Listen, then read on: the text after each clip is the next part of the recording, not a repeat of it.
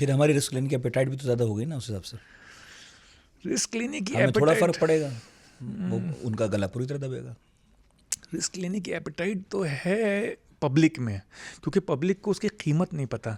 पर सरकार में मेरे सरकार ख्याल, की है नहीं, ये नहीं पर पता। सरकार में मुझे लगता है कि अंदाज़ा है सरकार को, क्योंकि आप देखिए कि जो भी पिछले क्राइसिस हुए हैं, 99 का क्राइसिस था, 2002 का था, 2008 का था, सरकार ने आर्मी से पूछा और आर्मी ने कहा देखो हम गारंटी नहीं कर सकते, क्योंकि आपने देखा होगा इकोनॉमिक टाइम्स में भी एक 2013-14 की खबर थी, तो 2017 में भी एक और ख़बर आई कि हमारे पास 10 दिन से ज़्यादा का हाई इंटेंसिटी एम्यूनेशन नहीं है, हाई इंटेंसिटी वॉर एम्यूनेशन नहीं है। यानी कि जंग जिस इंटेंसिटी पे लड़ी जा रही है इस वक्त यूक्रेन में रशिया के बीच में, वो हमारे ऑर्डिनेंस वाले, मैंने उनसे बात भी की है, वो कहते हैं कि हमें नहीं पता कि सरकार के पास 10 से 14 दिन से ज़्यादा का हाई इंटेंसिटी वॉरफेयर के लिए एम्यूनेशन है।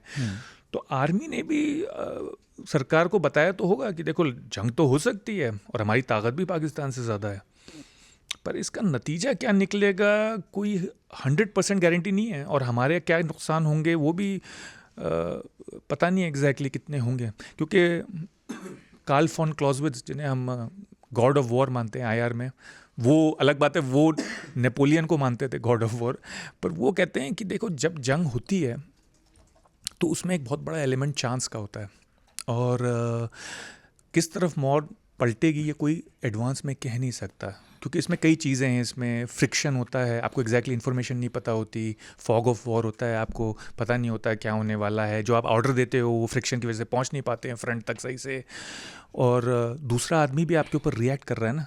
वॉर ऐसा नहीं है कि आप सिर्फ एक पत्थर के ऊपर एक्शन कर रहे हैं, दूसरी साइड भी रिएक्ट कर रही है, so it's a reactive process. और चौथी तो वो उनकी राय में वॉर जो है वो पॉलिसी का एक और मीन्स है, वॉर को अलग से ना देखा जाए, war is the continuation of policy by other means, उनकी फेमस कहावत है जो सब लोग कोट करते हैं। यानी कि वॉर में पहले क्या एम है आपका, पॉलिटिकल एम, वो पहले आना चाहिए।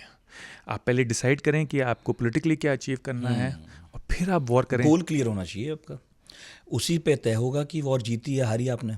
अगर गोल मिला तो जीते, नहीं मिली तो हार नहीं। और दूसरी प्रॉब्लम ये है कि अगर गोल क्लियर नहीं है तो वॉर बहुत लंबी खिंच सकती है और कहीं और पहुंच सकती है, तो वो एक और चीज़ है, और आप जो चाह रहे हैं नतीजा उसकी जगह कुछ विपरीत नतीजा निकल सकता है। तो क्लॉज़विट्ज़ जो हैं वो कहते हैं कि आप जंग शुरू तो कर सकते हैं पर ख़त्म आपके हाथ में नहीं है। और वो एक और बात कहते हैं कि जंग जो है वो एक बार का वार नहीं है, अक्सर जंग जो है वो एक सिंगल इवेंट नहीं होता। दूसरी बात वो कहते हैं कि आपका एनिमी डिसअपियर नहीं होता, ऐसा बहुत कम होता है कि वो दूसरा मुल्क बिल्कुल ही ख़त्म हो जाए। यानी कि फ्रांस और जर्मनी में कई दफ़ा वॉर हुई, पर ऐसा नहीं हो कि फ्रांस ख़त्म हो गया या जर्मनी गायब हो गया। फर्स्ट वर्ल्ड वॉर वाले सारे स्टेक होल्डर्स आज भी हैं, सेकंड वाले भी सब बैठे हुए हैं, कोई कहीं नहीं गया। तो आप अपने जो पड़ोसी हैं उनको चुन नहीं सकते, तो बेहतर वो क्लॉज़विट्ज़ भी ये कहता है कि बेहतर यही है कि आप अपने मसले हल कर लें अपने बीच में। तो कोशिश तो यही करनी चाहिए।